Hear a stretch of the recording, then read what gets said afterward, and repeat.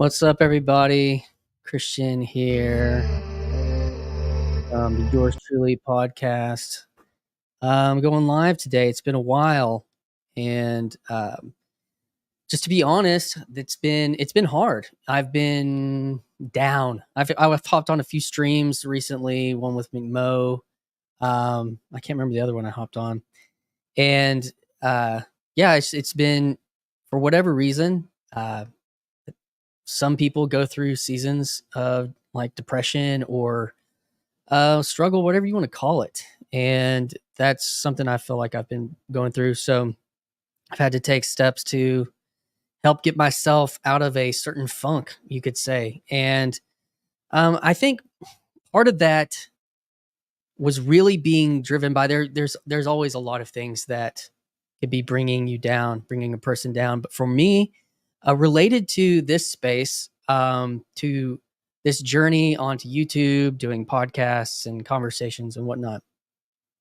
In this year, this specific year is an election year, and it's just everything's hyped. All the political, all the emotions are hyped, and they'll continue to be hyped. And I think that, like inside of me, there's just been a struggle to know what to do with that. And in part of me, a tendency would be to like ignore it and not deal with it, and wish it to just go away. But that that doesn't ever work, does it? It's a bad coping mechanism. And so, uh, I did something. So this week, I had a conversation with Benjamin Boyce. I reached out to him. He had a conversation with Jordan Hall, and I'd seen Benjamin's work. And yeah, exactly.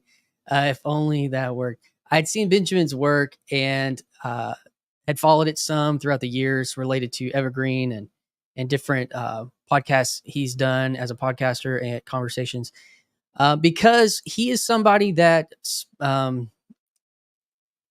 through his work, it at least appears that he's been on a quest to seek a type of truth or honesty or a just in that journey of going to places that some of us would feel afraid to do. I don't know, to go. I know I feel that way. And so this stream's entitled "Be of Good Courage." What is good courage? When I had the opportunity to meet Jordan Peterson back at the Symbolic World Conference, as I was sitting there, adrenaline rushing, I was thinking like, what do I say to this guy?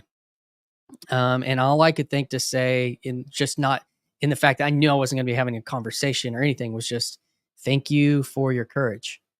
And in my own journey, like this, I messed up and I had a thumb I was going to make for this stream. And it was just going to be titled, and I'll put it up later, Evolution. Because for me, getting on here and talking is the result of a long evolution in my life. And it's also related to evolution because that was one of the very first things when I got onto YouTube that I was really honed in on was, is evolution real? Is it not real? Did God make everything in 6 days or did he not? And I was watching debates between Richard Dawkins and Christopher Hitchens and Sam Harris. I was watching Stephen Meyer and all the other Christian apologists, Frank Turek and John Lennox, and I talk about this a lot, like some of my early videos. And I'm actually, what I want to do today is go through some of those things. This evolution that I've been on, that's brought me to this point, and how why reaching out to like a guy like Benjamin was important for me. And so to that point, I have that. I shared a clip today from that conversation, and the conversation comes out 2:30 on Friday, and this is the. Let's see if we can get this up. Yeah, this is the conversation that we'll be having. It'll be out. It's like an hour and 45 minutes long with Benjamin. And we go through like all the stuff, all the things, pretty that things that I would be hesitant to talk about, just be out of a type of fear of what people will think about what I think. And yeah, so that's why exactly. Benjamin's pretty bold about how he sees things, and I don't know, what is good courage. A big part of his journey was with what happened to Evergreen with Brett Weinstein. And this whole, again, like about this theme of evolution, like Brett Weinstein, evolutionary biologist, I was wrestling with evolution myself. What is that? Is it real? Is it not? What does that mean? And I think that hi Chad, I think that is part of the question for me. This journey, it's like a thread, and so I'm going to kind of go through a few of these clips from some of my early videos and how they kind of tie into the space for me because, this corner of the internet, how I see it was my very first, and how I see it was like my very first video, and the intellectual dark web, uh, thinking out loud, and all the what was going on when I first was being impacted by some of the big players in this space and why that was meaningful. So we're gonna keep moving here with some more. Yeah, let's see if I can get there. Sharing screens. Having this. Yeah, we'll just. We'll start here. Well, we'll start here because this is connected to with Benjamin. My conversation with Benjamin, we really hit on the whole intellectual dark web. What did that mean? And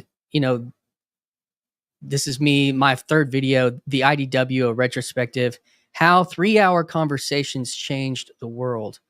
And I've got a little piece of it. And I had listened about evolutionary biology and then even studied biology pretty seriously in my my nursing studies, and I'd even listened to a lot of the intelligent design arguments from guys in that world as well during kind of apologetic journeys. And so it wasn't like new territory or scary territory, but the interesting thing was to hear Brett talk on Joe Rogan, and he gave his illustration about religion. And whether he knows it or not, and I don't know if he would want it to be, but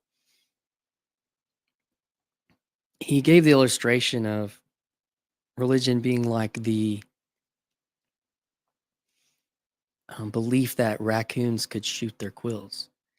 And we know now that raccoons don't shoot their quills, but if you believed that, it probably kept you out of some harm. And he said religion's like that. Religion evolutionarily was true enough.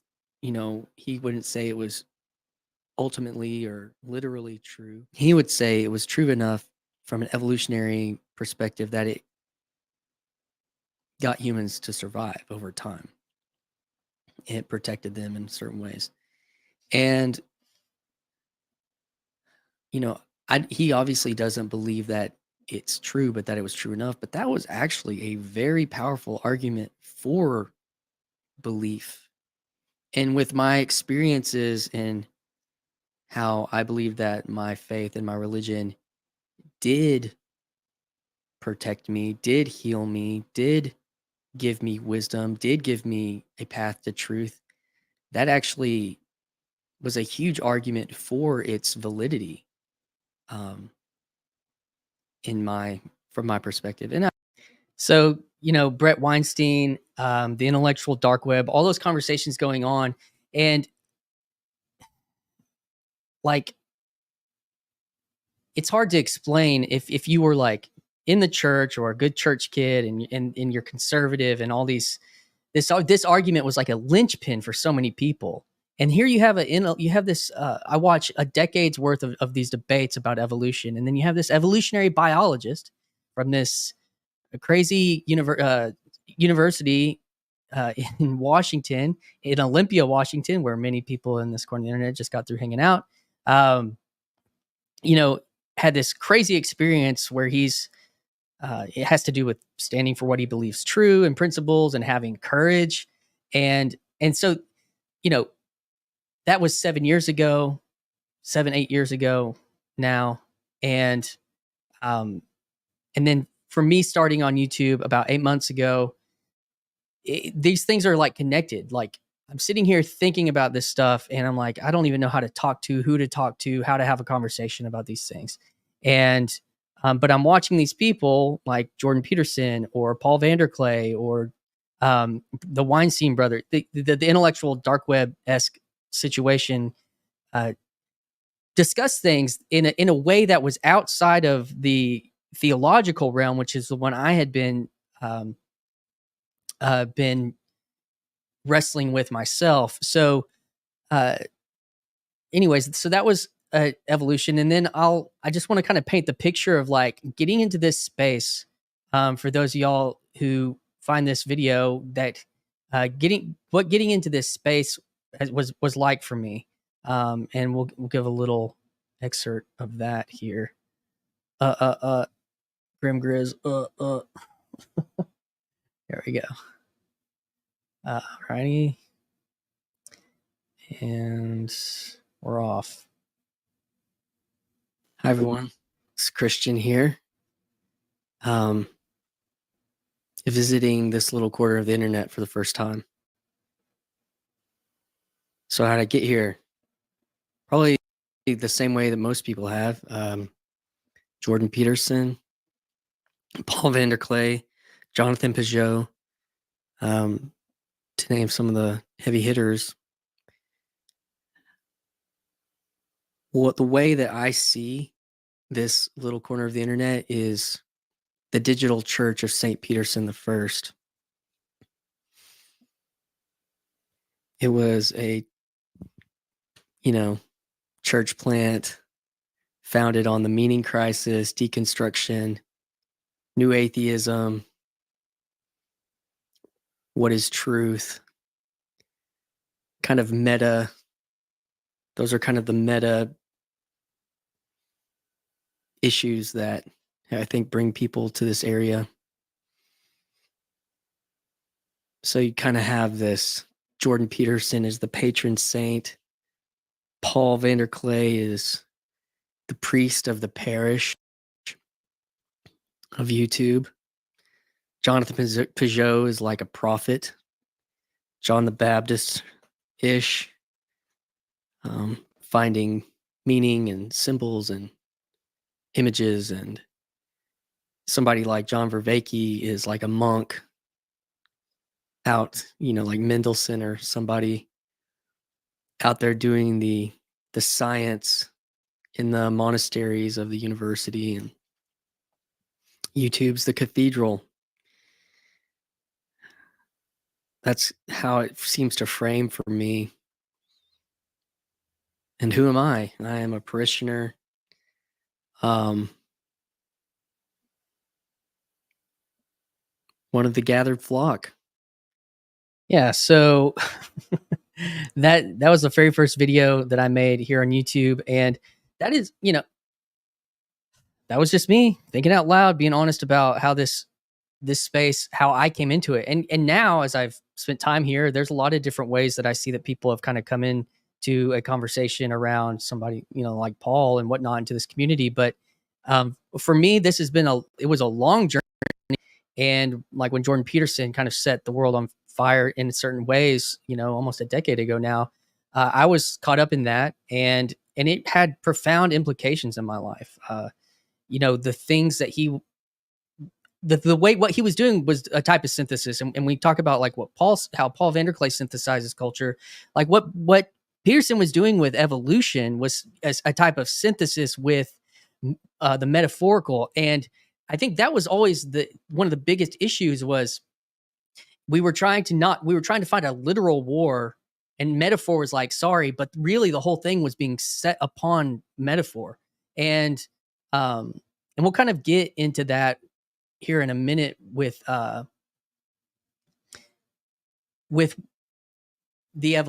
evolution, but I want to kind of give a picture here of something. So this is an example of something I was watching. This video is dated on from 2006. It was just uploaded 2 years ago, it looks like, by Stephen Meyer. But during this whole, a lot of the season of YouTube, when a lot of it was video recorded debates that were then uploaded later, and they're in terrible definition. We'll give the video here, but this is between Stephen Meyer and a guy named Peter Ward. Stephen Meyer is kind of the figurehead for intelligent design.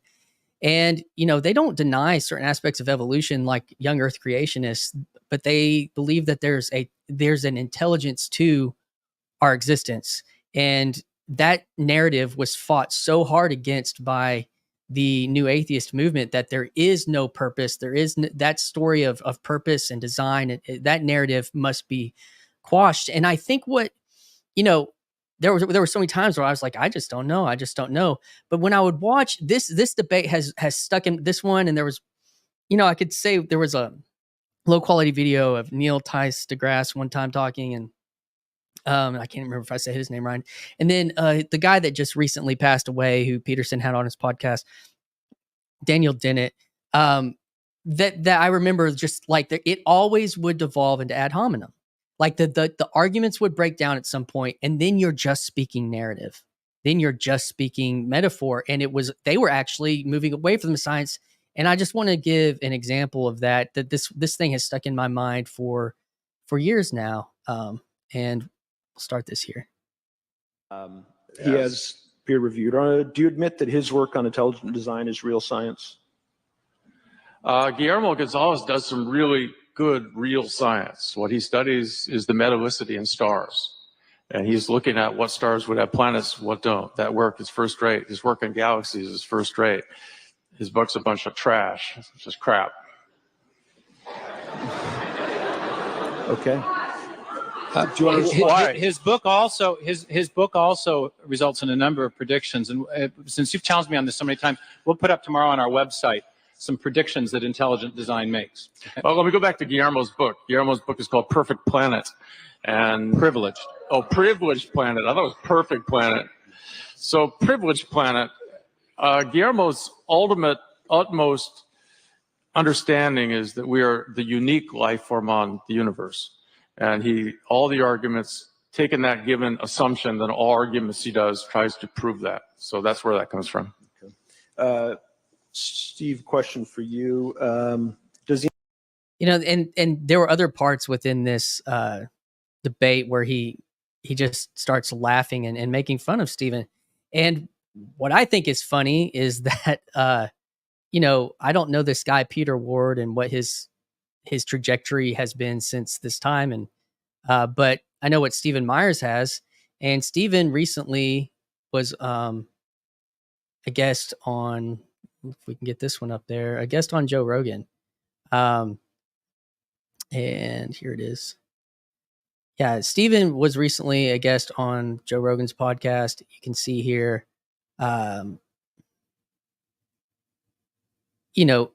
who's the guy, that debate was from 2006. So almost 20 years ago. Stephen's still fighting this good fight. And that guy would probably, honestly, maybe the other guy would probably be killed to be a guest on Joe Rogan.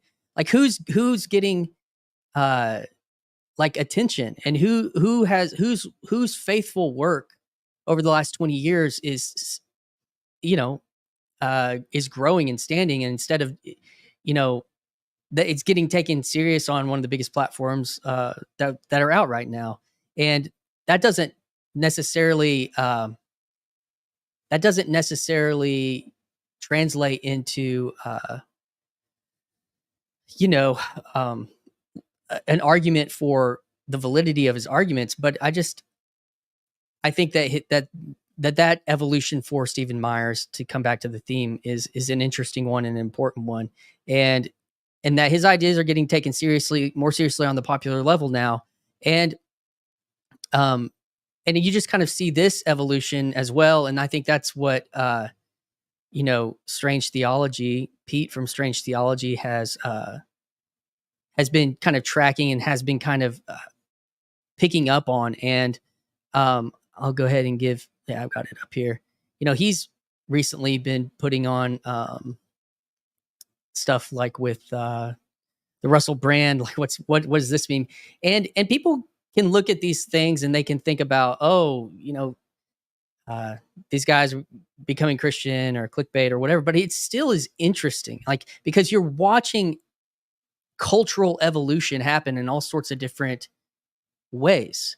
And this is these people have evolved on, their from being antagonistic. I have early memories of, from probably like 2009, where Russell Brand is making fun of the Jonas Brothers for wearing purity rings, and now he's praying, backstage with Tucker Carlson or something. I mean, just like, and we can all be cynical about the reasons why.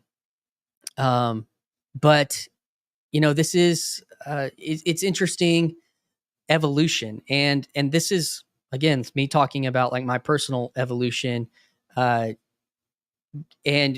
what seeing the courage of people like Brett Weinstein, the courage of people like Jordan Peterson, standing up in the face of basically all against the current of all promoted mainstream culture.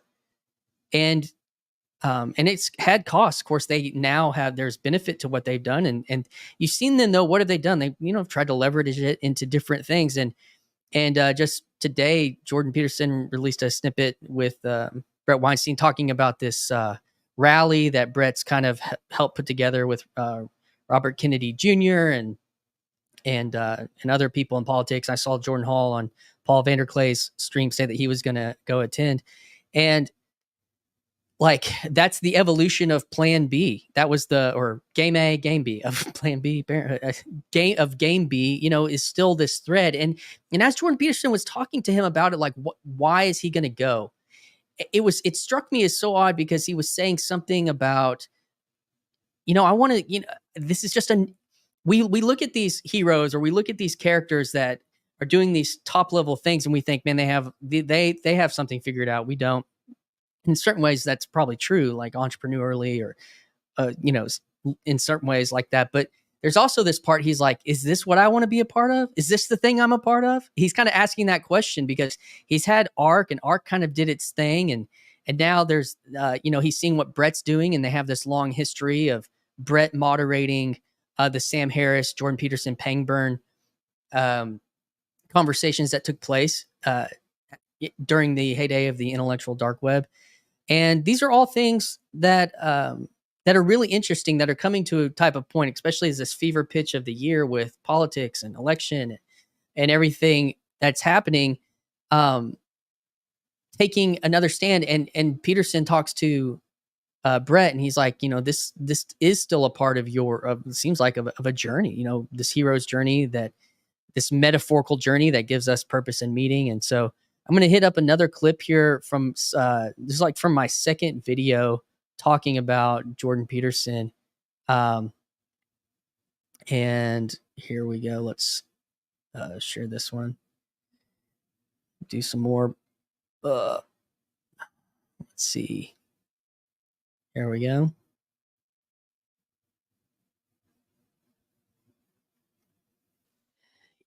As I'm watching Peterson talk to Sam, and they're talking about objective truth, and his, he kind of had this gotcha moment where he made, I don't remember what Sam Harris pull religion out of the magic hat, I don't remember how it's put, but they're talking about what is objectively wrong, like the greatest good and the greatest evil. And Jordan Peterson says, well, what you're describing sounds a lot like heaven and hell. And if you have like any, if you read Lewis's Great Divorce at some point in your life, you're like, that makes total sense. And Sam's trying to do it in this scientific, like, we can have objective measures, and, and again, I'm not even talking about what he's been doing presently, which is a whole nother conversation. I'm kind of walking through the back, like my perspective on this little corner and the like. But Sam is telling the story, he's trying to tell it in these terms that sound rational and scientific, But at the end of the day, we're like talking about heaven and hell. And I think, as a personal note for me, like theologically, that's even just reading The Great Divorce a couple of times as a younger man, and that my perspectives on those had changed a lot to that point where you're either like, you are like heading like in one direction or the other. And it doesn't start with when you die, it starts like today or 10 years ago. And that was, a powerful gotcha in that sense, because it's like, it's the typical, the scientist and the rabbi get to the top of the mountain and the priest is there, God's there, whatever. And it's like, you're like, all these things that you're trying to discover have already been discovered. They're just had been wrapped in something that people didn't know how to take in, or it had lost its power somewhere along the way. And, I think that maybe some of that is due to maybe film. So yeah, the who got to the mountain first, and I think that's what from this evolution of the intellectual dark web to now, and from debates of science versus design, and that a whole argument, 20 years before that had been going on. We're seeing something very strange, where all these things are starting to now converge, and we're seeing them converge here on the internet, and because it's accelerated these things that felt like they were in a gridlock for so long, these arguments. And today on this clip, I want to play kind of the first part of Jordan talking to Brett and Heather. So here we are. About your experience of religion. And I have a very interesting reaction to it, which is I come from the opposite starting place, and I almost never hear you say anything that strikes me as wrong. So I have the sense that we are converging on a perspective, and I want to talk a little bit. And so the thing that you said... That's happening at Peterson Academy, by the way. We have a bunch of thinkers who are doing exactly that, and it is this new convergence. As you would hope, it's sort of the best indicator that you were on the right track. Either you're telling yourself a foolish story and everybody's converged on it, or you've discovered something real, and that means it doesn't matter where your starting point is, you'll land there. So your point about God doesn't need to exist to answer prayers, I've long believed Such a horrible thing to say. No, it's not. And in fact, I wonder if you will remember that I said something like that to Sam Harris in the debate where I moderated between you two. He laughed about the idea of a prayer answering God, and I gave him a evolutionary account of how that could work. In effect, I believe my example would have been something like, were you to pray before going to bed about some problem that you thought needed a divine intervention in order to remedy it, that would likely prime you to dream about that problem and potentially to wake with some insight about it, which frankly, waking with insights is a known phenomenon. So that is one way in which prayer could actually manifest in an improvement in the world that does not require there to be an external being. So let's just take that as a stem.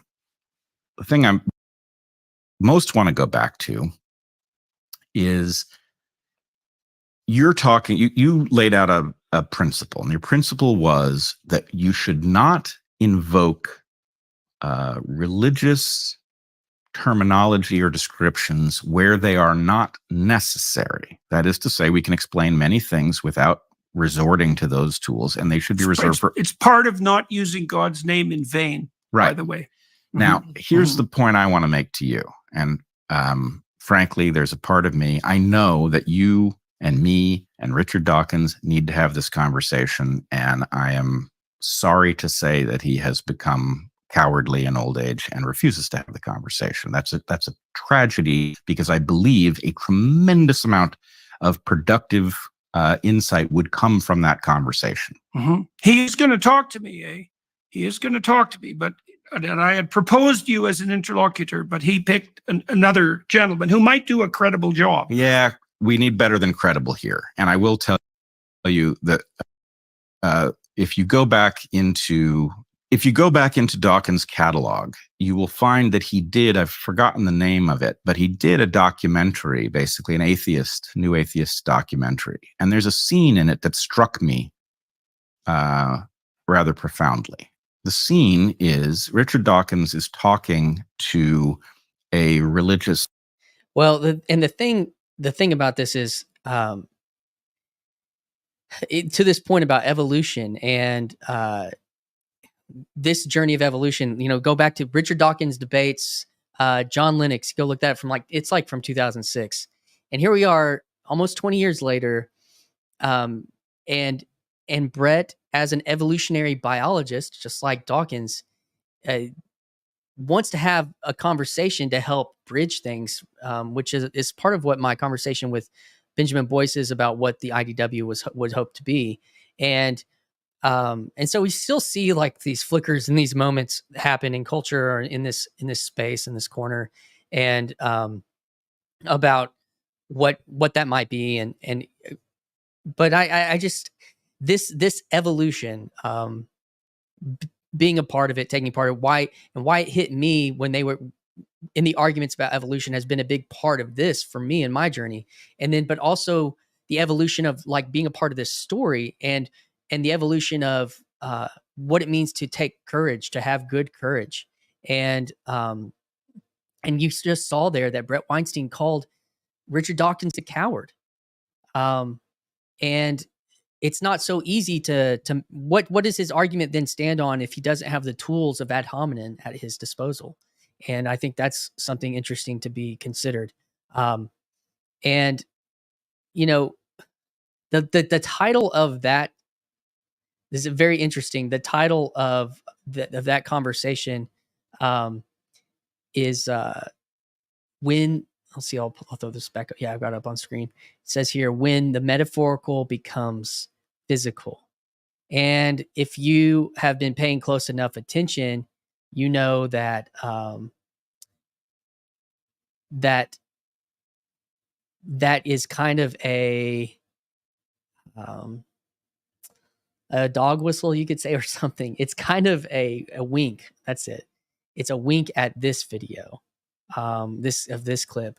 It says, when Jordan Peterson and Jonathan Peugeot, narrative world and objective world touch in Christ. So when the metaphor and the physical, touch. And see, we got it. Someone else who pays really close attention. Jordan Peterson constantly changes hit titles. So it's interesting. And I won't play this clip because most people here, I think, have spent a lot of time around this clip, but go check it out for yourself if you haven't. When it's called Jordan Peterson, Jonathan Peugeot, narrative world and objective world touching Christ. And yeah, so, okay. Yeah. He changes his titles. Thank you, Sam. So, and Sam, somebody else, I had a great conversation with Sam a few weeks ago. This idea of courage, speaking, talking out loud about these things that are intense, in his being like the Trinity, being a Unitarian and in a Trinitarian world, and things that are dicey to talk about out loud. And I'll go back to this kind of as I'm closing out here, but thinking about, let me get there. This conversation I have upcoming with Benjamin Boyce, and I want to encourage people to check it out. And Let's see. I've got it coming up here. Maybe I don't. And yeah, here it is. So I'll pull it up here. That this is what this journey is. You know, we all have our reasons of why we do things and what we're doing out here on the internet, but this is a big part of it for me. You know, something I've kind of memed into my subtitle and my podcast, A Place We Go to Think Out Loud. And to bring it back to what I was talking about at the beginning of this conversation, and here's Transfigured feeling the same. Before I started wrestling with the Trinity, my first subject was creation, evolution. And Sam, I would be interested to know if you feel like, well, let's see what else he's saying. When you said Sam was a systematic, did you? Okay, he's talking about somebody else. Is that this is a big part of the story of this corner of the internet for me. This evolution, this personal evolution, Peterson's evolution, evolution.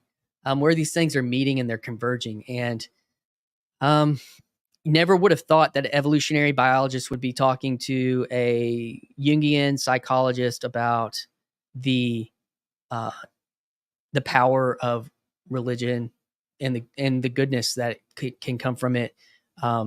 Because there was no one was going to cede any ground, 20 years ago, and we're just not there anymore. And I wish I could say, the reason that these guys also reap such a harvest is because they had courage before other people had courage, I think. And people, and they're not perfect, but they are, they continue to live as if there is purpose to this life and meaning in this life, and speaking that. And it's so funny because, one person would say that one certain way is what it means to speak truth to power. But from my perspective, those men are men that have spoke truth to power. And then be like, oh, but they've got all the power now. I don't know. They didn't when they spoke. But anyways, so, yeah, let's put this back up here real quick because I want to encourage people to check out. I released the clip of our conversation. It's out on Twitter, and I've got a longer clip, the first 35 minutes in my membership section. You can see that thumbnail there. And then on Friday after Paul's live stream, if he live streams on Friday, 2:30 ish, I'll release my next Conversation Craft, Yours Truly podcast with Benjamin Boyce. Benjamin, he's got about 100,000 subs, just shy of 100,000 subs. He's been in this space. He's been in Paul VanderKlay's office. He did an interview with Paul VanderKlay 4 or 5 years ago. He's had multiple conversations with Jonathan Pageau, and he's paid very close attention to what it means to be downstream and have followed along this journey of this corner of the internet. And if you kind of want to, maybe you came here from another corner, another avenue, and you didn't know as much about why certain people were drawn to this space. I would encourage you to watch that conversation between Ben and myself, because he outlines it very, very well. And so anyways, let's see. I've got some time. I'm going to drop the link, do about 30 minutes of conversation. If anyone wants to come in, you got the time, space. Want to do some feedback on anything that I've talked about. I welcome you to come on in, to hop on in. So let's see here. Closing this out. Oh, perfect. Howdy, Christian. Man, what is up? Oh, not too much. First off, just thanks for your honesty and vulnerability. I think that goes a long way. So I don't know. Thanks to you for doing that. Yeah, thanks, man. Appreciate it. So what's up? I could have a baby any day now. What? So if I didn't know that. If I look disheveled, maybe that's why. Maybe I did know that. I forgot that. And my wife's due on Friday, Oh my 2 gosh. days from now. Dude, congratulations. That's number 3, right? 4. Whoa. Number 4. I'm completely Yeah. off. See, I mean, I've been listening to the Collinses so much that I just have to keep having more kids. So Oh yeah, 4. Yeah, we I think we've cut it off at 3. So man, that's good though that Elon Musk is also encouraging you to have babies as well. yeah, I mean, Elon's reproductive strategies are not something that I would. Speaking of evolution, Yeah, I'm not sure I'd recommend that. I think he underestimates the importance of being a present, active father, I and agree. overestimates his genetics. Here's Joseph. What's up, man? What are you thinking about? Oh no, I'm just here to get Sam to talk. Talk his way into a debate with Jay Dyer or something. You know, no, I'm kidding. You know, here's the thing that's just crazy to me is just listening to everything you said. I'll be brief here because I don't have anything insightful to say, but noticing, because I watched the whole everything you're saying there. It was just a trip down memory lane. You know, I remember watching Peterson in college 2016, and just the current everything's gone culturally. And what I find very strange is how even today there are people that will brand someone like Peterson as a sexist, or he's like a radical guy, or you know, like there's those talking points that have kind of always existed on the left. And then on the right, you know, there's the accusations that he's you know, influential person like Nicholas Fuentes, who will just brand Peterson as like a tool for Israel or something, you know, outlandish. But what's interesting is that those two, I guess, extremities both look at him and what has kind of fallen out here with the IDW into the TLC and other veins. But what's interesting is that the right initially was like all over Peterson, and it kind of feels like it's a case of like misdiagnosis of the problem that's going on, where let's say you're working with a number like pi, and you don't have you have not enough decimals of pi for a very precise calculation to something like a spacecraft reaching somewhere, and you need like 5 decimals, and you'll get there just fine. If you have too few, you can go land. Let's say you're just working with 3. You know, that's not going to be too great of calculations. But what I'm trying to get at here is what I think this whole process has been discovering has been like diagnosing is the situation is critical, and that's like what sober-mindedness is, right? Is to be able to look at and perceive the reality of it, of the situation. And I feel like we've been in an ever expanding conversation of diagnosis of what is the cultural failing right now. What is the failing of the broader Christian world? These sorts of things. And I think it just validates the direction the TLC is going in, rather than these sectarian positions from the left or the right, not to sound like an enlightened centrist or something, but it really does feel like, I don't know. It feels like vindication just continues with the direction something like the TLC is going, even though there's, you know, things all across the board, but I don't know. That's just Sam, what I was thinking. Were you listening to any of that? Yeah, I was listening to a little bit of it. I, you know, am also simultaneously semi-working, but join the crowd. Yeah, I do feel like TLC is getting vindicated. Although one comment I left on PVK's video today was I thought that conversation, the recent one between Vervaeke, Peugeot, and Jordan Hall, was like when PVK played like a 4-year-old clip or something from Peugeot and Vervaeke talking, I found it more interesting than the most recent clip. And I almost wonder if there was a little bit more drama in the early stages that made for more productive conversations that's a little bit lost. I felt like that recent three-way conversation was not the greatest, and that Oh yeah. I mean, it's just like, Vervaeke, you clearly have some problems with Christianity that you still want to get off your chest. You don't want to let and you don't Jordan say it off too outright. easy. Just spit it out. They're grown. Yeah. They can take it.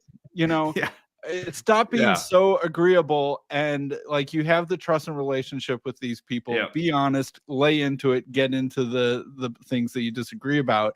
And I just thought that there was a little bit more spiciness in the early conversations. Oh, that's yeah. replaced by just, I don't know, gratuitous niceness and compliments. I think I on a recent Brendan Graham Dempsey conversation with Vervaeke, the most recent one they had, Vervaeke said he does not see Christian theism as tenable. So, you know, I guess try like being able to say that in those other spaces, you know, to try to, I guess, let the iron sharpen a Say little. that to Peugeot and Yeah. Hall then, right? Yeah. And give a couple points and say, look, Jordan, I really, you know, respect your recent decision, except I think your position is completely untenable. But hey, Reason. let's just see how John goes with his Neoplatonic Taoism in 2 generations. I didn't know he had kids, but are his kids robust Neoplaton Taoists? You know, like, give me a break. Like, that's going to pass on for more than, you know, I don't know. That would also go back into, though, is that type of liberalized mindset that, you know, let your kids discover it for themselves. That would probably be like somewhere cooking in the background, like code.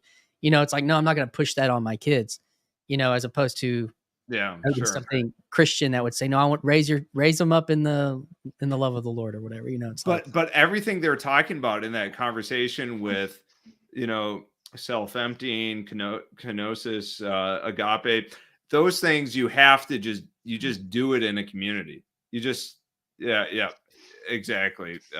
Vervaeke stopped. Yep. No, but what the irony is that you need a body to practice that in, and that's a church. It's just going to be a church. So look, us Orthodox guys are having a hard enough time getting to church, you know, let alone your Neoplatonic Taoists. But you know, hey, you guys still have more churches than us biblical Unitarians, so stop as it complaining. should be. You know, so I'm telling you, I could go to about. What's There are the about funniest 20 Orthodox churches between me and my nearest Unitarian church. That's because the diaspora likes California. You know, those Slavs and Greeks are like, man, who wants to move to Minnesota? But no, he's in Chicago. I'm in Chicago. Oh, you're in Chicago. I thought you were. I thought you lots said you of worked. Greeks.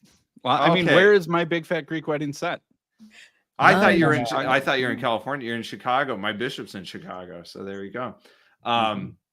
But sorry, whenever I see Sam and the Trinity stuff, I just got to say something that's really funny. Is I brought up the Jay Dyer thing because, you know, people just want to, when they see a theological position, they just think, they go back into that mentality, Christian, that you're describing of the evolution, intelligent design, young earth, creationism. They go into that frame.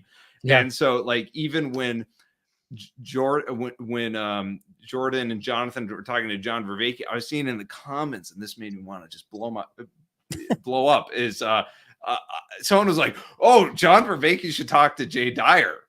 Oh, wow, why didn't we think of that? That would have been so. That could maybe bring out Vervaeke's disagreeable side. I think he'd have to. Like, what a stupid comment. I couldn't even imagine that. You've missed the point entirely.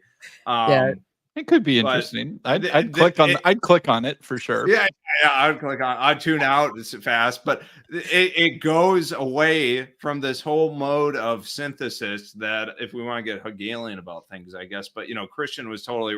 I think you were right. We've been seeing this ongoing synthesis process, and it's like, way to just squash it out and just say, you know, How about is right. Vervaeke and Sam Shamoon? Yeah.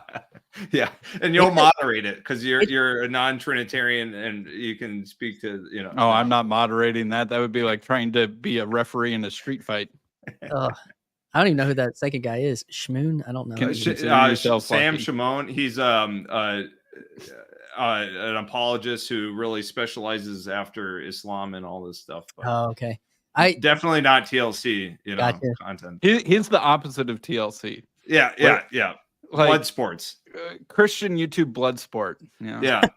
But well, that's what it used. I mean but there's a certain appeal to that. That was kind of what even the ad hominem from the New Atheist was that was part of the appeal for people was like all the the attack. It for me being not a highly disagreeable person like that actually pushed me. It was like, if that's what you have, I don't want it. Ultimately, I mean, that was kind of how it landed for me. But some people, it lands like, oh yeah, I want to be on the attack team. So I think that's part of a little bit of sociology. But Joseph, what you were saying about this synthesis, this thread. I mean, it's trying to thread the needle still is still a huge challenge. And that's the thing that surprised me so much was listening to Jordan say he decided to go to this thing that Brett's helping put on. He's still trying. I mean, he's still trying to figure that out. Yeah. Like the way he was talking about, well, I'm curious. Is this the way? Is this, because we're all. Yeah, you got to make mistakes. I like, was Peterson going to Daily Wire? Was that a mistake? Did that was suck art wind out? the right move? Is art? Yeah. It's hard to tell. It's really hard to tell in the moment. So, but I don't know. I mean, I think I just know that for me, like I wouldn't feel like, I mean, there's a lot, they even in their conversation, I think it was between the Brett and Jordan conversation. I think it's the one I was just listening to. They talked about how it is different. Like talking on the internet about things is not as contentious as it was 5 years ago. Something has.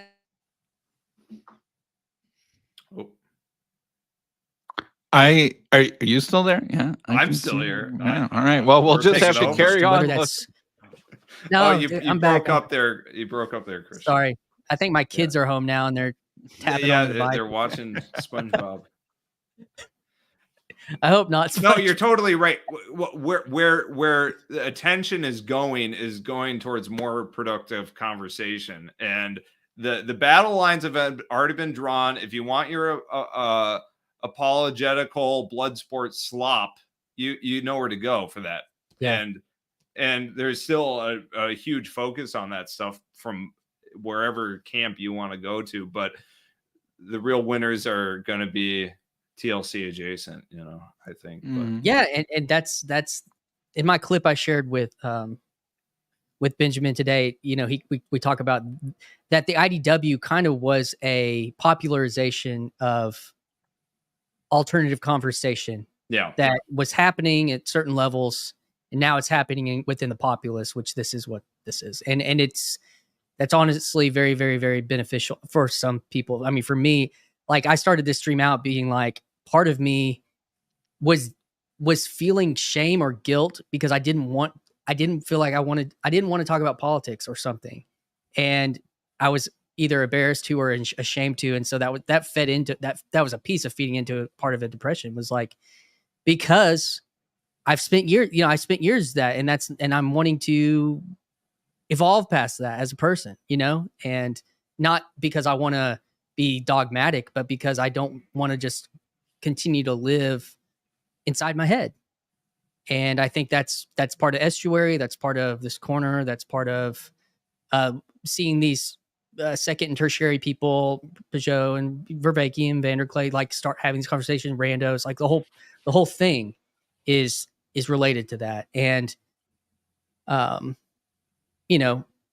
so I want to continue. Sorry, going back to Vervaeke, because you mentioned him, what it felt like with the most recent conversation with John and Jordan was like, it felt like everyone was just trying to speak Vervaekean. It was like, we want to just go to your side. And the more earlier stuff was Jonathan was sitting in his frame of, this is, the Christian fever dream, medieval fever dream that I'm trying to espouse. And Vervaeke's trying to translate it into his, his lab coat language. Right. And so it's, now it's like, we're just going to talk about, Salians, blah, blah, blah. It's like the being beyond non-being. Yeah. Mm-hmm. So that was what Steven said in the comments, that Vervaeke was, he's kind of cemented into that. And so it's like they're trying to have to meet him there or something like that. I don't know. I thought that the recent Vervaeke-Peterson conversation, though, which came out, maybe it was the same day, I can't remember, as that three-way one, was much better. And I thought that perhaps maybe because Vervaeke doesn't feel like he'll be stepping on Jordan's theological sensitivities, because it's unclear if Jordan has such a thing, that he felt a little bit more free. And, I also think that in person is just a little bit easier, face to face in the same room is easier. And I think that, Jordan and Vervaeke have known each other, Peterson and Vervaeke, to just, to differentiate from Hall. They've known each other for a long time. And so I felt like that conversation was actually pretty good and interesting. And Peterson has a way of not just falling into Vervaeke language, which is interesting because he's been in the lab right next door to Vervaeke's lab coat language the whole time, but he still doesn't feel any need to put it on or to show off that he can do it.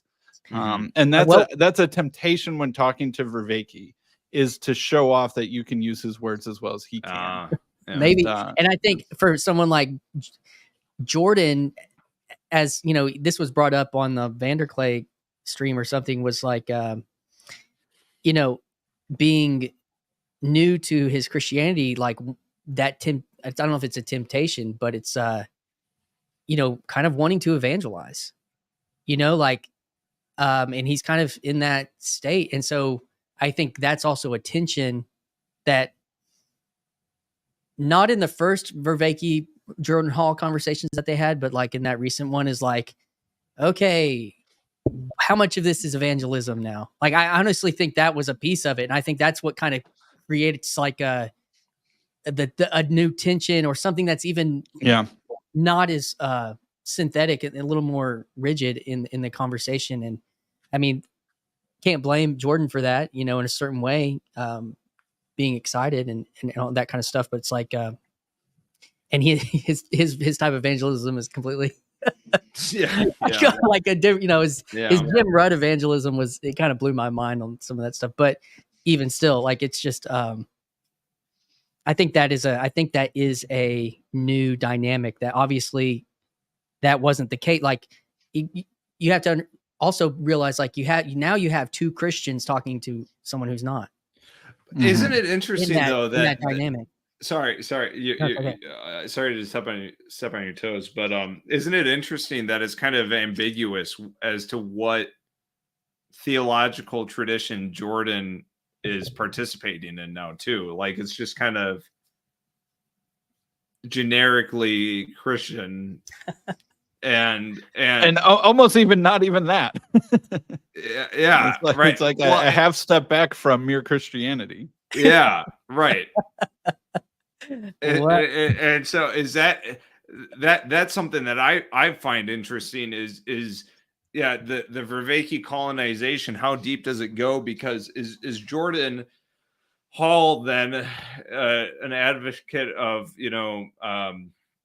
Vervaeke said there was those three paths forward, right? Status quo, one side conquers the other, or dialogue.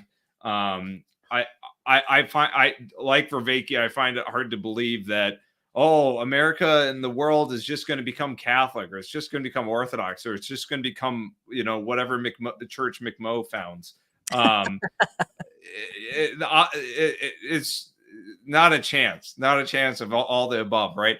And so the thing is, that was a good comment.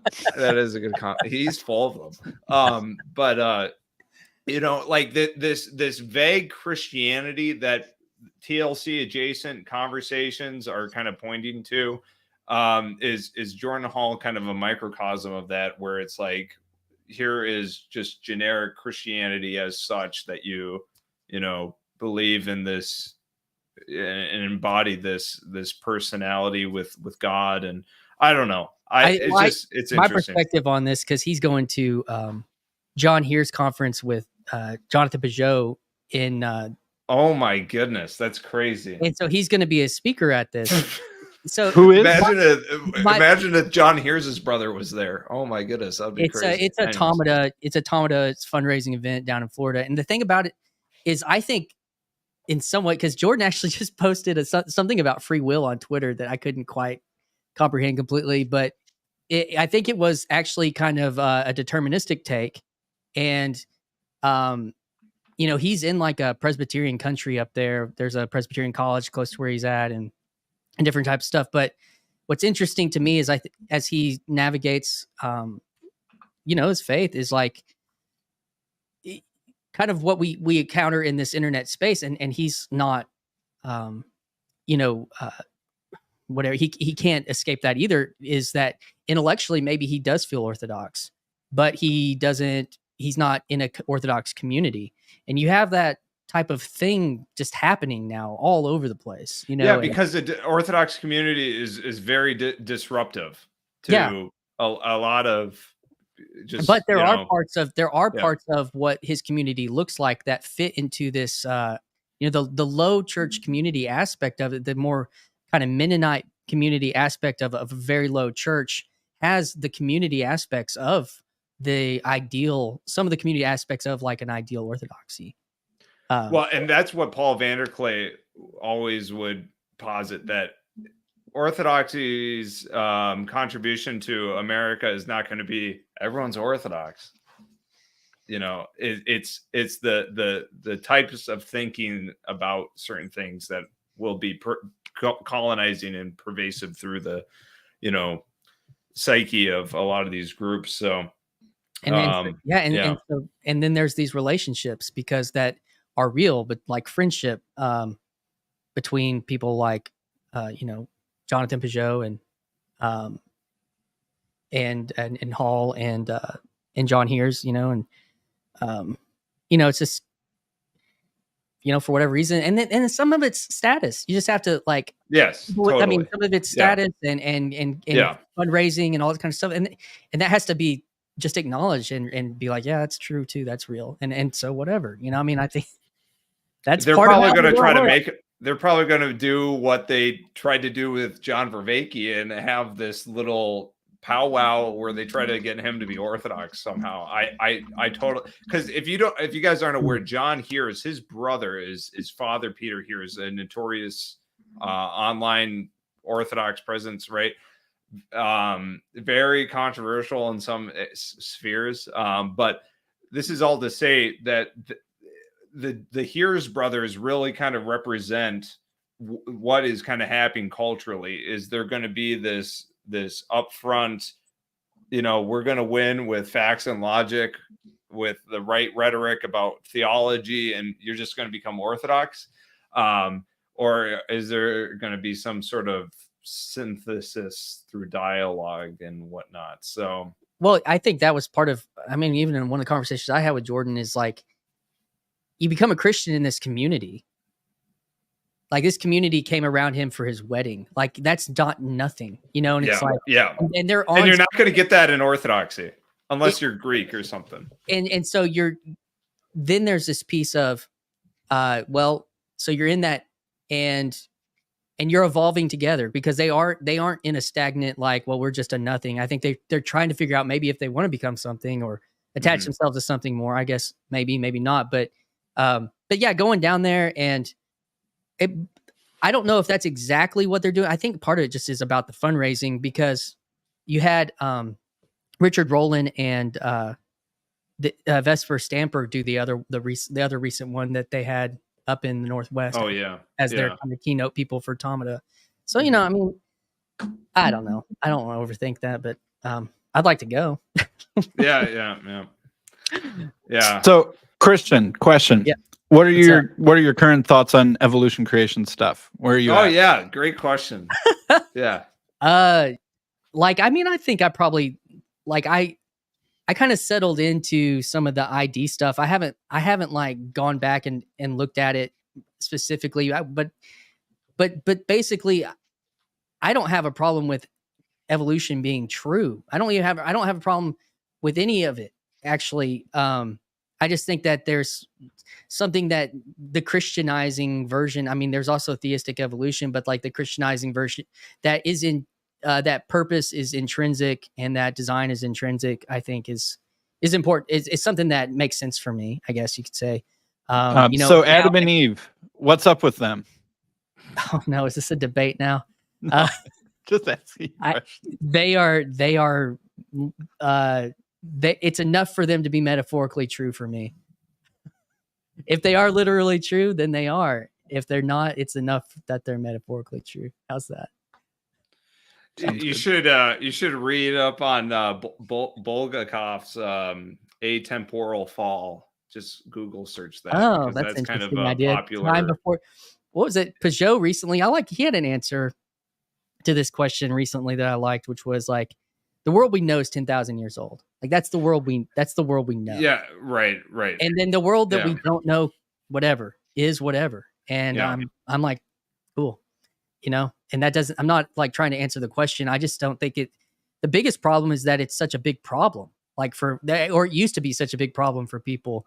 I think to me that's, and I like what I think that the powerful arguments that Peterson used, like, you know, the crabs and the trees and like hierarchies older, hierarchies 400 billion years old. You're not going to be able to get around that, you know, like that kind of stuff was really powerful. And I think that when I think about like, then like the fractal reality of that in structures that we see in the world, whether it's very small or big or human, like, I'm like, yeah, that fits for me, you know?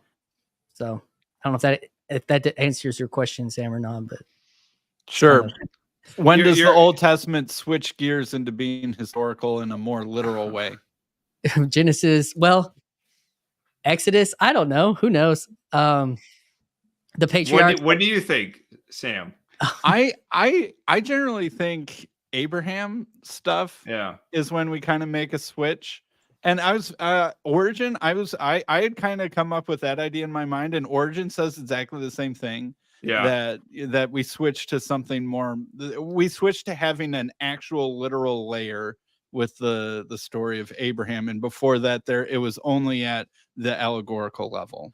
Well, and I think that's what sorry. I would just say, even with the Abrahamic story, that I'm comfortable with there being parts of that we've lost or don't understand that have deep truth within it, that just in the literal part of it, like I'm okay with that being attached to a rich myth as well. Like, but I'm also okay with it saying it happened, you know, like I think something happened there. Like, well, for Origin, that's how all scripture is spiritually true.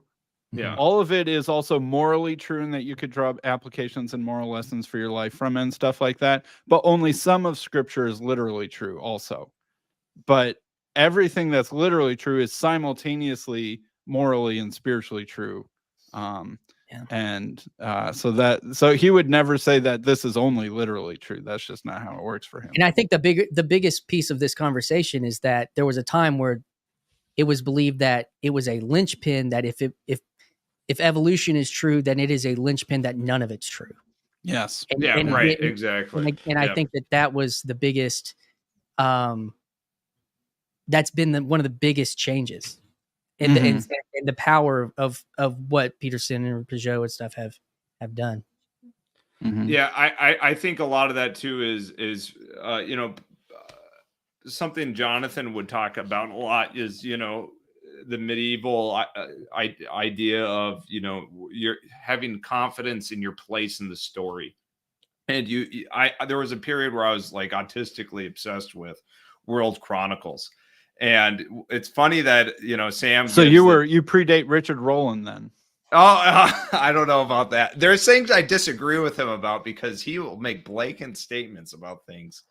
And I'm like, I'm like Tigrod. I'll go Tigrod mode on him, on some of these things. There was a fact wrong in there, Richard Rollins. If you're going to do the fact thing, you got to have the facts. I know. Yeah. But, no, so it's funny how Sam, says, oh, Abraham. Well, that's like historically a close of, into like the third age or something, or, you'd have the world segmented into different ages. Right. And so the time that we're in now is the last age, and it will continue as long as God wills it to. And as long as we don't call them dispensations.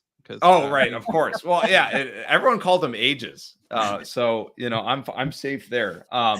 But this idea that there was actually something that changed significantly, and it's not just like an arbitrary dispensation, that something actually did happen and changed the world in every possible element of the world. Something changed after the incarnation. Something changed after the fall. Something changed after the flood, or something, right? Like these changed after AI and social media. Right. Yeah. There you go. So I don't know. I think it's we turned our attention so much in such an autistic frame of, if this isn't literally true, then the whole thing is bunk, like you said, so. Man, I do have to say, I think that Protestantism mostly got burnt out on the whole allegorical thing, because a lot of the stuff that they didn't like about the Catholic Church was defended using allegorical interpretation. And so instead of doing the thing of, well, your allegorical interpretation isn't right, here's a better allegorical interpretation, they're like, we could just undermine the whole thing by saying no allegorical interpretation. Yeah. And so I do think that is something that Protestantism took a while to recover from, but that same bitter taste about, like, I mean, you can still kind of see it when, online Catholics will try and defend the Pope or something like that. You'll still see some of those allegorical interpretations that, support the idea of a papacy and, things along those lines. But I just don't feel like it's as scary anymore. And so I think that that sense is coming back. And I would say to kind of wrap it back around, just that's, I mean, at least in these spaces, Peterson was a big reason for that. I mean, and they are a big reason of at least how it's happening online, and as it disseminates into relationships of people, that I do think we are seeing that change across the board. So, man, guys, I've got to shut this down. I'm glad y'all came on, and really glad. This was, like I said, this was kind of a therapeutic thing for me to kind of get back on and kind of walk through some stuff and be like, okay. And I want to encourage everyone, check out my conversation with Benjamin coming out on Friday. And it'll be up kind of after Paul's live stream or thereabouts. So Sam and I promise not to release any videos on that day. I also might be at the hospital on that day. Sorry, Christian, I've stepped on your toes in the past, but yeah, man. Well, boy or girl? Boy. Okay. I have three girls so far, and number 4 is a boy. So wow, continuing the line. Here we go. Continuing the line. Yeah, finally. Well, dude, except I love girls. Congrats. They're great too. They are. Yeah, of course, we love our girls. Yeah. Joseph, Sam, thanks for coming on. Everyone else, thanks. Watch the first 30 minutes of this video about my take on evolution. Metaphorically, hot take, blood sports. Metaphorically, and whatever else. Raccoons have quills. If you look, you could see I wrote porcupine. I was nervous early on talking on the camera. All right, guys. We'll see you later. Thanks. Yeah. Bye. All right. Goodbye. Thanks, Christian.